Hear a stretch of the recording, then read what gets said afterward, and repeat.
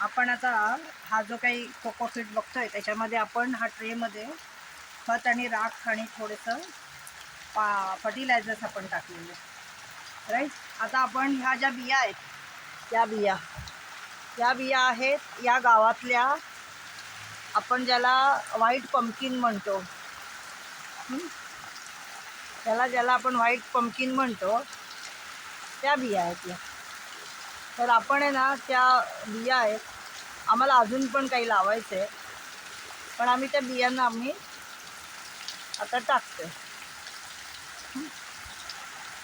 आम्ही हे सगळे आमचे ना एक वेगळ्या प्रकारचे प्रयत्न आहेत की आम्ही हे कसं करू शकतो. आम्ही 4 लाईनमध्ये फक्त आम्ही पांढऱ्या भोपळ्याच्या बिया टाकल्या. आता इथे आम्ही सगळे पडवळ आणि चवळी, वांगी असं आम्ही टाकणार आहे. आम्हाला बघायचं की ह्याची जी काही, आणि तुम्हाला सांगते जेव्हा ह्याचे रोपं येतात त्या रोपांना आपण कडुलिंबाच्या फळांची फवारणी करायची. ती जर तुम्ही फवारणी वेळेवर केलीत तर तुम्हाला 100% रोग येत नाही झाडांवर. पण लोक काय करतात, रोग आल्यावर करतात. तसं करू नका. निंबोळीच्या फळांचं पाण्यामध्ये गरम पाण्यात उकळून रस करा आणि त्याची फवारणी तुम्ही छोट्या अवस्थेतच रोपं असताना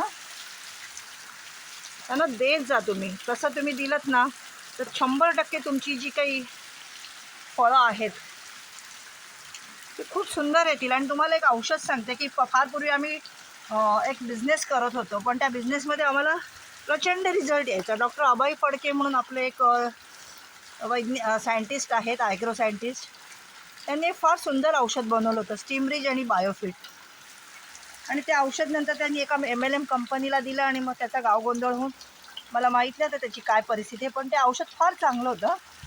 त्याच्यातून आम्ही खूप रिझल्ट काढले होते.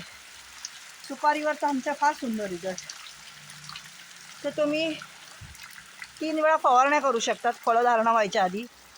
एकदा हे खोड वर आल्यानंतर, नंतर पानं फुटल्यानंतर, कळी यायच्या आधी, नंतर कळी आल्यानंतर ह्याचं फवारणी मारणं बंद करायचं.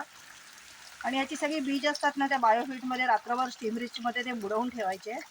1 लिटर ML मध्ये 1 ML टाकून रात्रभर हे बीज त्याच्यात टाकायचे. खूप फास्ट ग्रोथ होते. हे औषध पुण्याला मिळतं, वाकडवाडीमध्ये एक नेटसप नावाची कंपनी, तिकडनं तुम्ही घेऊ शकता. आणि त्या कंपनीतर्फे आम्ही खूप काम केलं होतं.